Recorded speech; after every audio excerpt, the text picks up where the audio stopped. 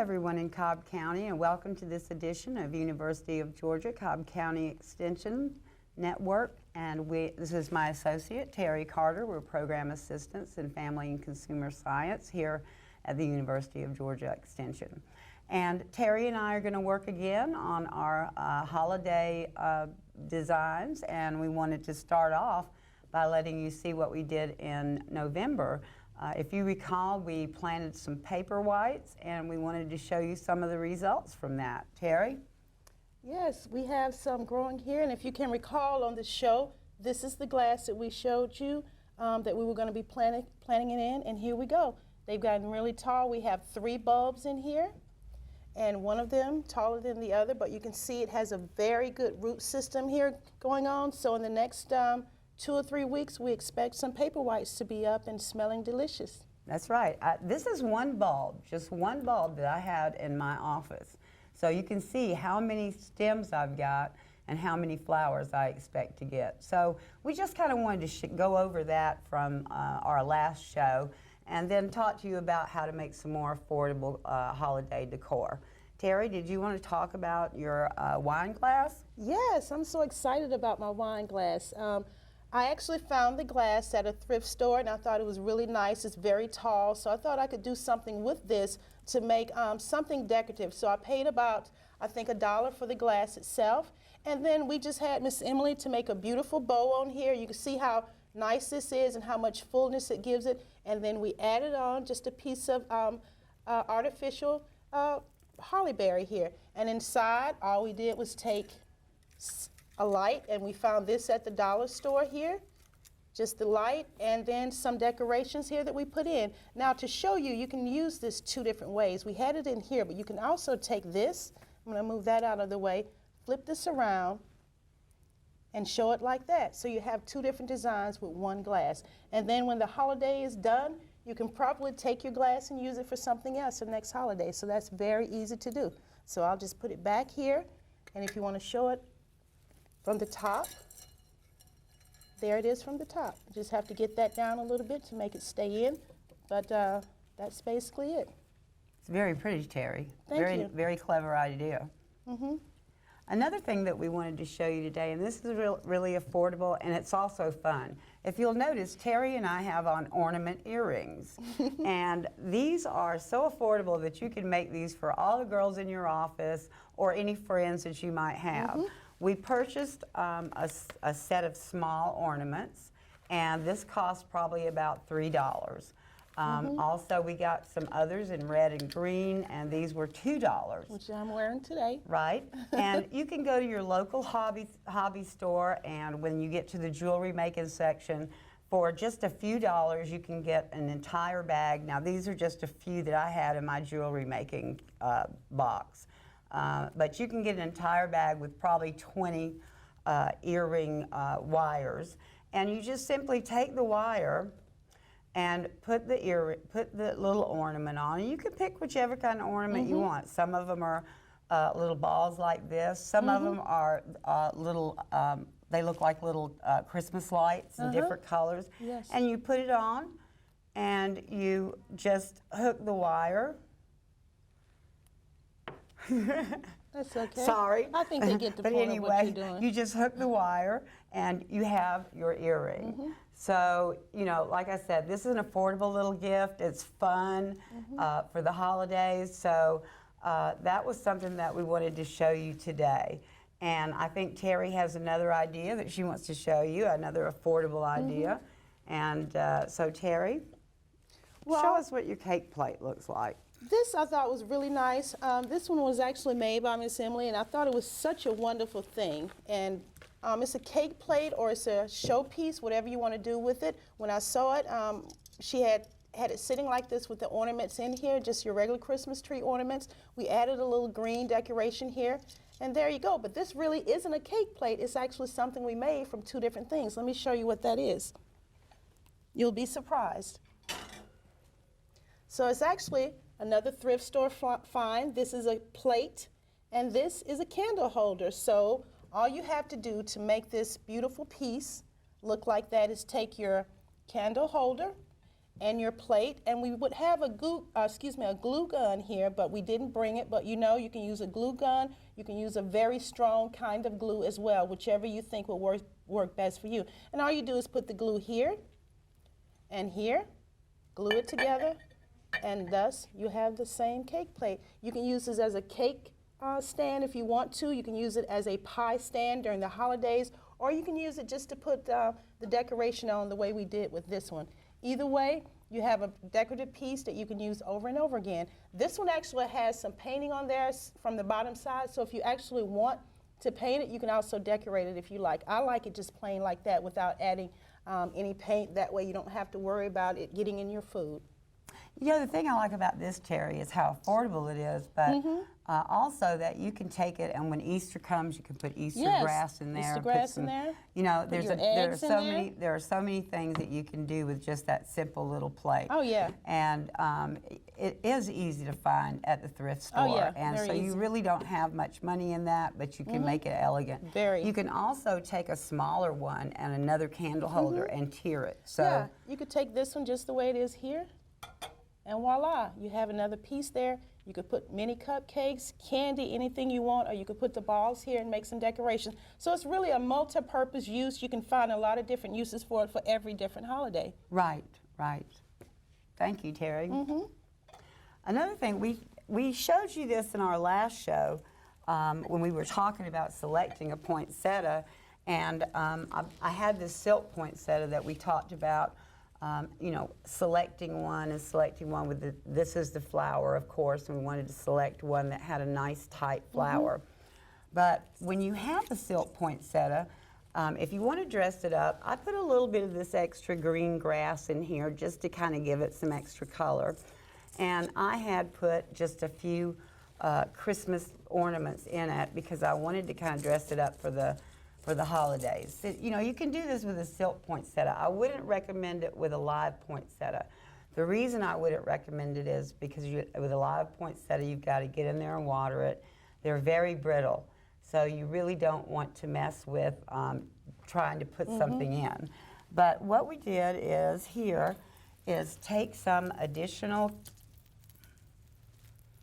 ornaments and just I've got very three nice. here. That adds a lot. A little bit goes a long way. Right.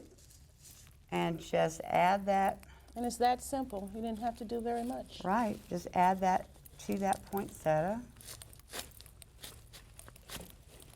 And it kind of, Yes, you know, gives pops. it a pop. Yeah, a lot of color. I love that.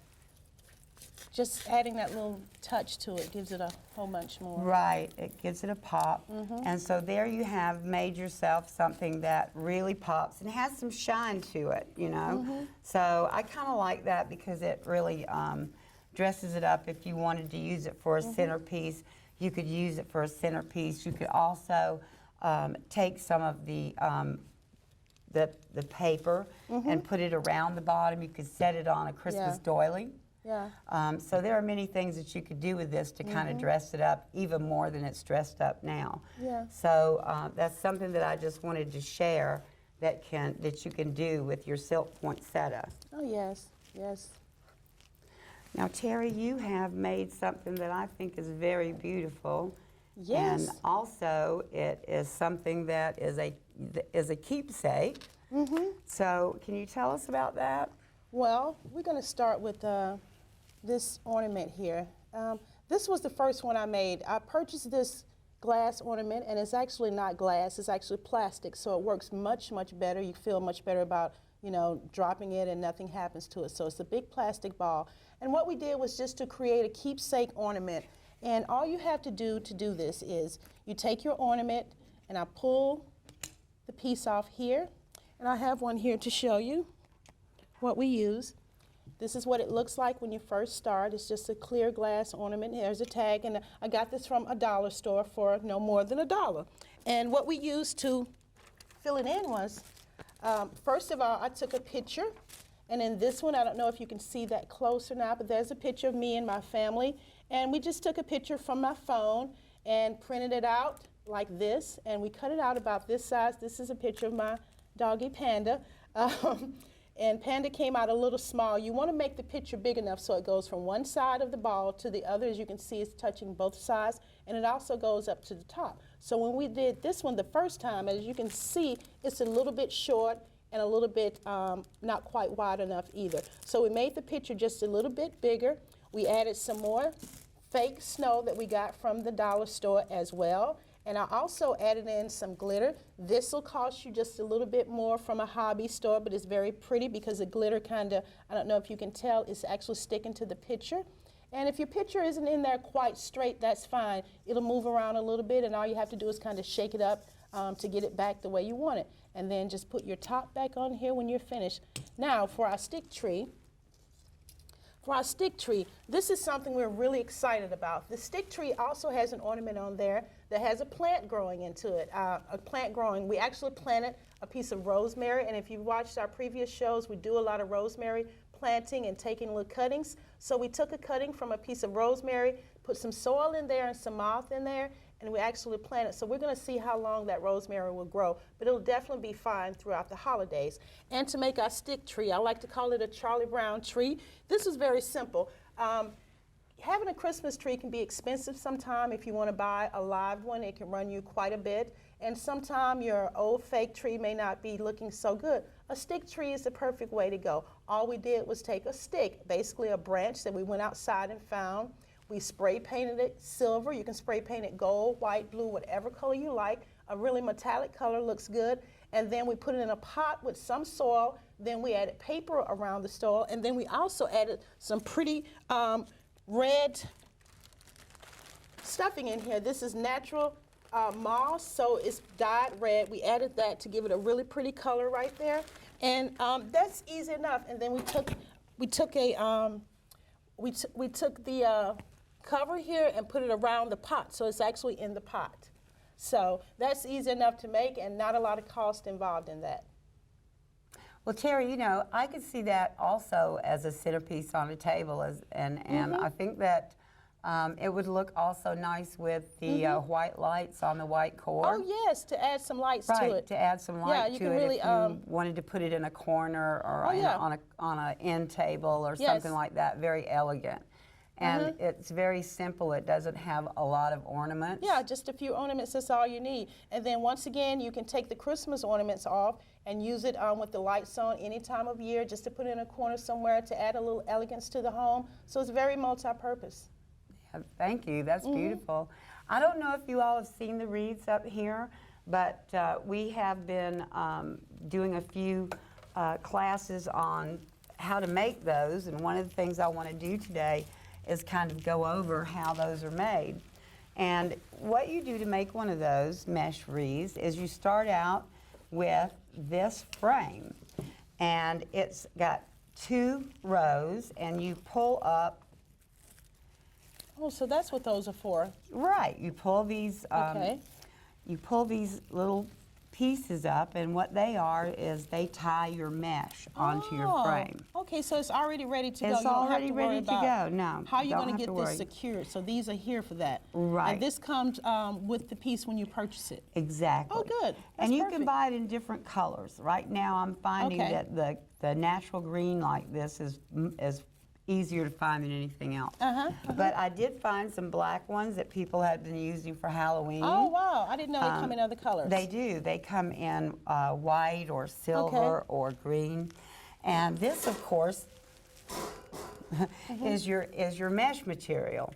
And it can be a problem to be sticky. So when you're using your mesh, put on a shirt that you don't really, something that you work in around the house or something like that, because it can pick the fabric on your, you wouldn't want to wear what you're wearing today, okay? But mine is slick, so that's okay. But when you're working with your mesh, and I've selected this Christmas color today, Very pretty, I love that. you just want to unroll it, and what you want to do is kind of tuck it over like this to get it started. And then you want to just bunch it up. Oh, Okay? And you bunch it up, and you go around the outside first, Okay. and you just take the ties, Okay. Just And you tie that begin up. by tying that on. All right, so we've done that first bunch. And so you you can want see to that. find the right side, because this does have a right and wrong side. Okay. So we're on the right side, so we want to take it and bunch it again on the outside. Okay. So each time you're going here, you're putting it, fluffing it up here. Correct. And going on to the next tie. That's correct. Okay, that's easy enough. I think we can follow along with that. So we're going to do the All outside right. first. So we have two different rows here. We have an outer row and an inner one. So she's going around the outer row first. So we're going to go all the way around and then come back and do the inner row. Okay? Easy enough to do. I think we can all get this done. I think almost anyone can do this. I think so. I don't think, if you have this wreath with the ties, it's something that just about anyone can do. Okay. All right. And we haven't even taken up, 5 minutes on this yet? So it's going pretty fast for the outer row. And keep moving around your outer circle.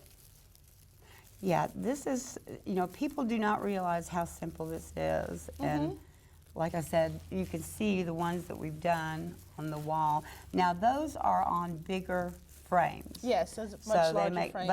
but this frame is a small frame, but you'll see that it makes a fairly big wreath Yes.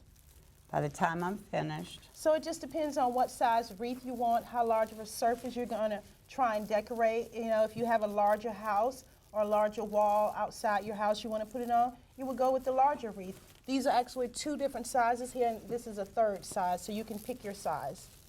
So I'm going to go all the way back, and I'm going to tie this in with that first one, So we've already completed the outer row, right?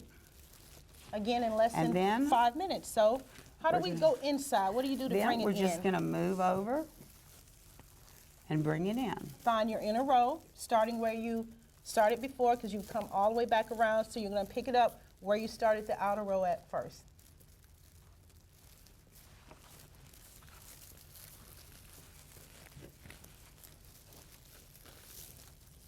Just keep concentrating. It's much easier than it looks. Just keep your mind on these things and picking up the next set of ties, and you'll That's right. be just fine.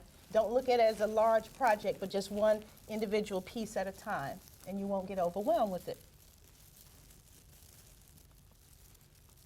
Because I didn't Yeah. think I could do this. But watching you do it now, I feel much more confident. So I might be making a wreath for me, too. Well, I did a class on this, and everyone that came to the class said we're going to the hobby shop right now because we can do this. So I hope that all of you that are watching feel Yeah. confident that you can do this, because it's very simple. So, And Miss Emily, what about this stuff? What is it called, and where can we find this? you can get it at the hobby shop. It's just called decorative mesh. Decorative mesh, okay? And I'm going to tell you something. It costs about less than $5 a roll. Really? And That's a bargain. it takes one roll to do a wreath. Okay. And this particular frame cost, I think, less than $4. Oh, wow. So you really don't have a lot of money in Yeah, this not a item. lot. Your biggest, if you have an expense, it would be in your bow. And you can buy a bow, or if you're handy at making bows, get a nice wired ribbon Yes. to make your bow. I think I'm going to try And this. it only takes one roll of mesh to make. I think we've almost gone around it. Okay. Maybe. So- And if you see a little place where you've got, a little less, you can always go Fill back. in.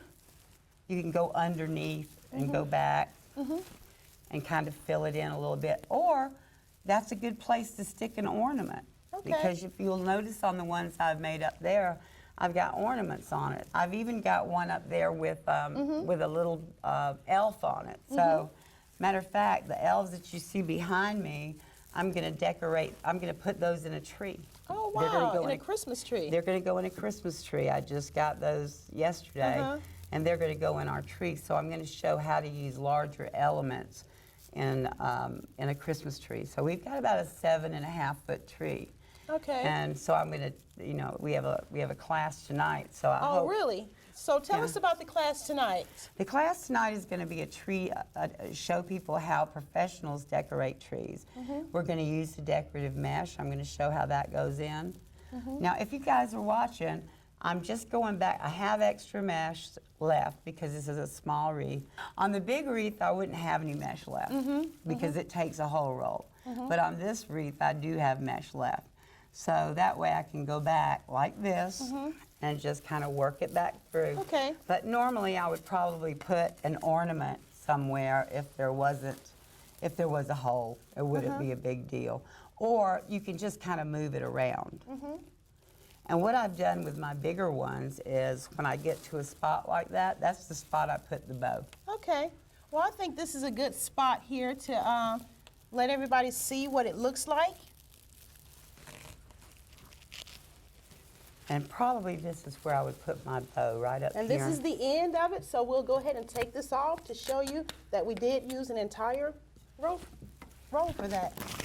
And then you'll go ahead Let's and... see, I'll take this and bring it right on Okay. up here. So, you see we have a lot of ideas for you for Christmas, some that are a little bit more complex, some that are very simple with the earrings. So you can just take some of these ideas and decide what you want to do. I think the earring project will be one that's great to do with your kids, and also, like we said, to give to your friends and family and coworkers. So we hope you've had some really good, interesting ideas that you can take with you and try for the holidays. And I hope you've enjoyed the show. Thank you for coming. Thank you for tuning in to Extension Network.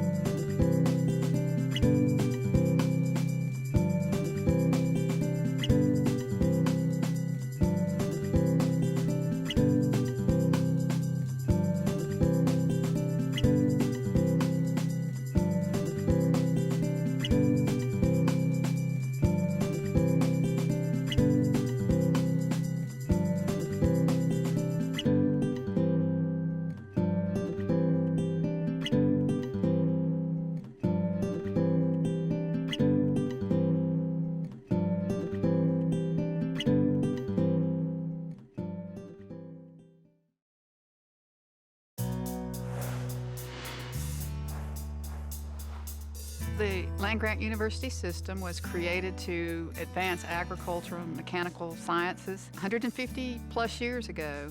And we realized that some of the research that was coming from out of the land grants, it was not reaching the people. So the Smith-Lever Act was passed 100 years ago. The purpose of that act was to create the Cooperative Extension Service, which was to take the research that was created by the land-grant universities and actually give it to the people who could use it. And so that was the genesis for the creation of the Extension Service, or the Cooperative Extension Service, as it was called at that time. It was to take the research-based information from the university, from that land-grant school, and get it to the people who need it so that they could use it to improve their lives, their economy, and to improve agriculture. Well, I lived on a farm until I went off to be in the Navy and to go to college. And my father was a very fine and aggressive farmer. And of course, the source of our advice when Daddy wanted to do something better or learn about a new species of peanut or cotton or corn was to go to the Extension Service. And they gave him whatever advice he needed. And it was just like a constant source of inspiration and advice and counsel, and sometimes correction when he was doing something wrong. And as I grew older and when I came back from the Navy and spent the next 17 years as a full-time farmer, I saw firsthand the great value of what the Extension Service offered to everyone in our county, not just farmers, but everybody in the merchants and others who did business with farmers and depended on agricultural income. My earliest experience with the Cooperative Extension Service came as a result of joining the 4-H Club when I was probably in a middle school age group. They encouraged us to participate in competitions, and we had to learn our various project areas and make presentations in the local and the district competitions. And also, I began to show livestock as a part of my 4-H project and continued to do that for a number of years. So the Cooperative Extension Service and its supervision of 4-H was an important part of my younger years. I serve Fulton County. It's a large county. We don't have that many farmers, but we have a lot of people. And we have a lot of families that just simply need help. So Extension brings that human touch to our community. We answer the questions directly. We give it to you in a manner that you can understand and you can use, and you can apply it immediately. So Extension is kind of like that friend next door. You may not talk to them every day, but you're really glad that they're there. One of the advantages that we have is that we're always on the cutting edge of the newest information, the newest research that's coming out of the University of Georgia. And we are a direct source that our clients can come to find that information. We're a filter for that information, and we are able to explain it in a way that people can use it for practical everyday application, whether it's on the farm, in their families, or in their communities. An increasingly important element of Georgia's and America's total production of food will have to be designed toward meeting the needs of our own country and other nations more than it has been in the past. So I think the gamut of influence of Extension Service, I don't think has been minimized in recent modern days, but I think the opportunities to expand that influence has been greatly increased now, and I believe in the future. I think the future for cooperative extension across the nation is very strong, and I know in our state it is. The simple problems in agriculture have been solved, and they've been solved for the last 100 years or so. Only complex problems remain. Our researchers on our land-grant universities working in multidisciplinary teams will provide solutions for these complex and complicated problems. But how you transfer that information back to the farmer, back to the agribusiness, back to the family or the youth development specialists through 4-H is going to be very different. That's where cooperative extension has always been good. That's what their strength is, and that's where we see them being so important in the future. We're continuing to see evolution in the production of agricultural products, and I expect that to continue. We will probably have fewer farms, but larger farms. And the Cooperative Extension Service certainly has a role to play in that new structure.